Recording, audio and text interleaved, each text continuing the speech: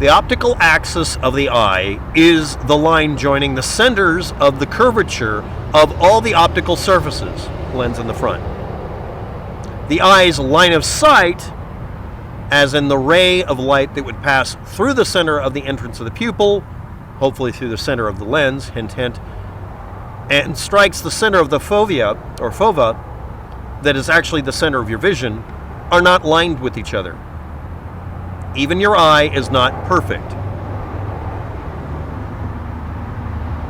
Our discernment isn't better than what we can test for to determine if we have shitty vision. See also, being very much aware of this when you have to make these things. Y'all have it too good sometimes. So here we go. You lost me at probably still alive for this person who disappeared in Las Vegas, or the area around it, a long time ago. Why? And the person didn't answer specifically why at the time, but here's what they said later. Now remember, all they said was that me saying that someone who disappeared and is being presumed dead or unknown, we shouldn't assume that he's dead. Now I have specific reasons for it, but let's go on with this person. A portfolio he was carrying while walking didn't contain hiking directions. How do you know that? And I never made that assertion, but okay. What has that got to do with it? And if you're in that specific area, that's a very well filled in area that has a giant golf course that skips around various neighborhoods, doesn't require hiking directions. They have signs. But okay, let's say that you say that he didn't have hiking directions. You don't know that. Maybe he did. Did they find that portfolio? I don't know. I'm sure they did. But maybe he had hiking directions with him. Why is this important? The Christmas presents for his nieces and nephews weren't abandoned while he deliberately tortured his family with his disappearance. Maybe he wasn't able to get home. Why would you say he's torturing them? I gotta ask this, it's a real serious question. What is it with people who are absolutists assuming negligent, malicious behavior? I'm saying the person may not have been able to get home, or may have hit a point in his life where he wasn't able to go home. This is a guy who happened to be a Mormon person who was looking for gainful and legitimate employment in the area, who went missing. Now I have to point out something. He was very, very hard pressed to ask for favors or help from his relatives, and I have been there. I have been in that position where it wasn't pride, it was just that I felt miserable that I had to ask for help, and I almost let myself basically starve to death. Disappearing and dying might have been less nasty to people, at least in some people's view. I, on the other hand, am a craven coward and said, help! And I've been receiving help for almost a decade now, off and on, mostly on, because I know better than to make my family miserable by making them worried. No matter how healthy I am, my relatives give me a hug and say, you're too skinny. No, I'm not. After a few years of being homeless, you're made of wood. So here we go. Why presume he would be torturing his family by being disappeared? Maybe he felt this was less unpleasant. Some families, some people in family, even it doesn't matter what family it is, you can have two brothers that have different attitudes about basically saying, I failed, I need help. He would have had to move in with his family. He might have felt that that was a terrible failure. I don't know. I have empathy for this person. Torturing his family with his disappearance?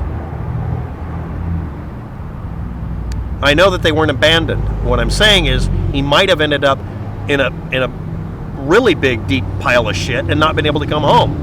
And everyone's making assertions about him being a drug runner and every other damn thing that'll get tabloid-style views. I'm just saying that we don't know, and casting aspersions on his family or his relatives or friends or neighbors, that doesn't solve anything. And also you have to have a decent reason for this to be brought up. I will reserve my opinion on the supposed sightings because I haven't found information on the sources. I listed all of them in the description for the video. Why didn't you double check me? And I also said, I don't know if they're valid either, but some of them are a little too on, and most importantly, some of them are right next to the location, because I tracked it down, that the phone that he had was seen at. which indicates he might have been alive instead of having the phone stolen, or he could have just been pursuing the person who stole his phone. I'm immediately skeptical considering public sightings of missing persons. They tend to be due to mistaken identity. Actually, almost every sighting of a missing person is mistaken identity, so you have a good point. I am of the opinion he met with foul play right there at that residential subdivision. Why? He was seen, even if it's a bad sighting, several times, and in the places that line up with the location where his cell phone went that might have been stolen or borrowed.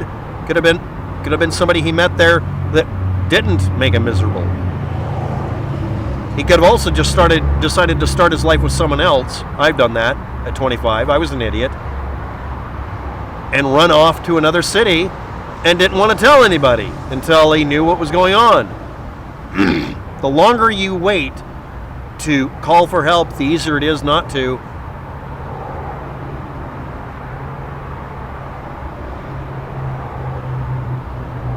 Someone with whom he had a prearranged meeting. He was planning on visiting relatives. He wasn't able to. And after a period of time, if you can't do it, it's often not worth doing. It just seems that way. You make a promise to be somewhere and you can't. And honestly, it's easier later on to say something came up. Or in my case, I got hit by a car, so sorry for not meeting you. Or another person saying, sorry I didn't contact you, I didn't check my email for a week. I'm kind of letting something like this fade as well because I know someone who's really miserable who would like me to visit, but I honestly can't do it because it'll kill me emotionally. And I've also been injured repeatedly, so I'm just not going to do it. And also because, to be blunt, they told me years ago, if I'm ever this miserable, don't come over. I don't want you to be sad too. When I die, I don't want anybody crying over my death. That really will annoy me because I hate it when I'm miserable about someone else dying. I would hate that to happen to me after I'm gone. Even if I just disappeared. By the way, if I really do disappear, I have actual plans in place for all my relatives to go look at the last places I was and make sure that it wasn't bad.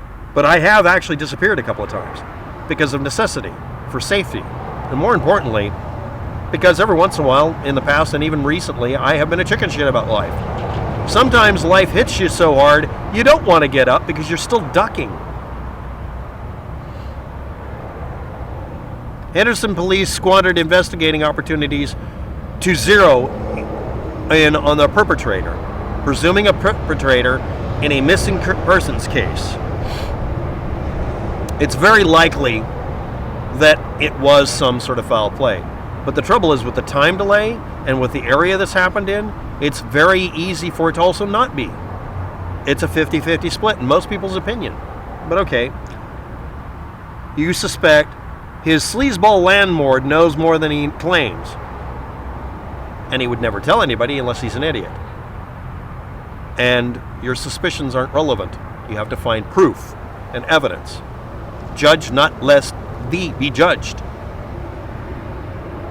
His morning calls from him to Stephen, frantically calling a person you rented a place to, leaving messages and texts and whatever, let's suppose it was you and me, demanding rent money that the guy might have desperately needed, or he maybe is an asshole.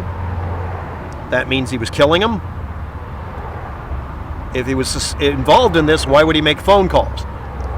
Well, he called from, did he fake the call coming from the location he was at? Because he was a long ways away. This guy went a long distance to get to that one spot in one state. He also had some erratic patterns beforehand. I'm betting the cell phone was in someone else's possession. Okay. I did too. But I don't know. I don't presume to come to a conclusion and then lock my mind shut. But okay. While he was traveling. Yes, I agree. Probably. Might have been borrowed. He might have actually just given it to someone who needed it more than he did because he figured, fuck it, I'm just going to walk off with my life. He was under a lot of pressure at the time. shit was happening to him. Had been happening for months. As for torturing his family, maybe this would be less unpleasant for them. And as I said in the end of the other video, I'm pretty sure he should hear it if he actually watches my video. To hell with your opinion or mine. Go home. I don't think anybody's going to be sad that you've come home. He's a Christmas present with a bow on it. Just show up if you're watching, guy. There are a million places to hide a body in that desert, and that requires a screwy level of work. I don't know if you understand this. Have you ever hidden a body? Just because I'm taking a walk in the woods. No, really, if you've actually looked at what police forces have come up with, moving a dead body is actually a really big problem. Well, there's plenty of places to hide. Or you could just dump the body without the ID in a place where it'll rot faster, and that'll slow down detection, but it would have been detected by now. They've dug up that area over and over again to do all sorts of things, like putting in roads and putting in houses. But they didn't dig up where the body is? Well, there's a whole golf course there. I've worked on a golf course. You dig up a golf course once every 12 years or so, like that, 10, 12 years, because you have to redo the place, because it's a non-sustainable environment. You end up doing stuff like that. You do it one lane at a time or one fairway. I don't agree with your opinion or your conclusion, because I don't think we should have opinions and conclusions. We should only look at the facts. But then again, I came to a conclusion that I don't know. I feel that's more honest than assuming the landlord did it while leaving messages, and there was someone who picked up the phone. So was it a hired killer? Are you going to come to a falsifiable conclusion that you're going to present? Or is it just vacillating back and forth? There's a joke there. Thanks for watching. Have a good day. Good luck with that. Slow day, weird subject. Bye.